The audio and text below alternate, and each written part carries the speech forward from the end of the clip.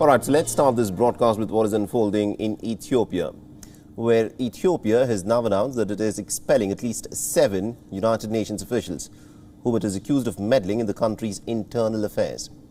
This has come as international pressure is growing on the government over its deadly blockade of the Tigray province. The United Nations has also expressed its displeasure at the expulsion of 7 of its senior officials.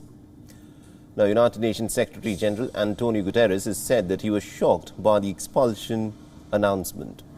In a statement, he said that the United Nations is engaging with Ethiopia's Abiy Ahmed's government in order to initiate the negotiation talks. I will start with a statement by the Secretary General on Ethiopia. I was shocked by the information that the government of Ethiopia has declared 7 UN officials, including senior UN humanitarian officials, as persona non grata.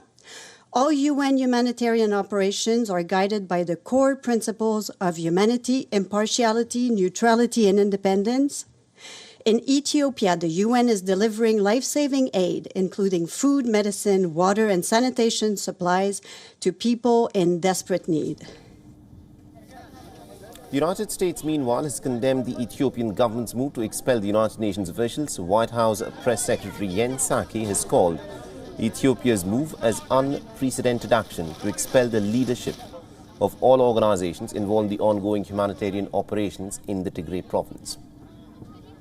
The U.S. government condemns in the strongest possible terms the government of Ethiopia's unprecedented action to expel the leadership of all of the United Nations organizations involved in ongoing humanitarian operations.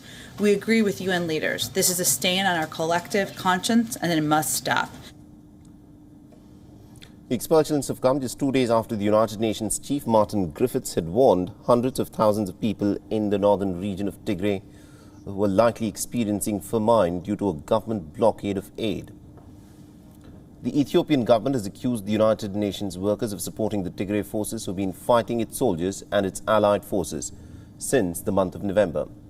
And workers, however, have denied these claims. The region has been witnessing an immense amount of turmoil since November last year, when the Ethiopian government had launched a military operation against the Tigrayan forces after the latter had rejected political reforms. Ethiopia's government in the month of June had declared a unilateral ceasefire in the Tigray province as its soldiers retreated ahead of a resurgence of Tigray fighters in the region. The conflict has resulted in the deaths of thousands of people, with at least about 300,000 people having been displaced from their homes.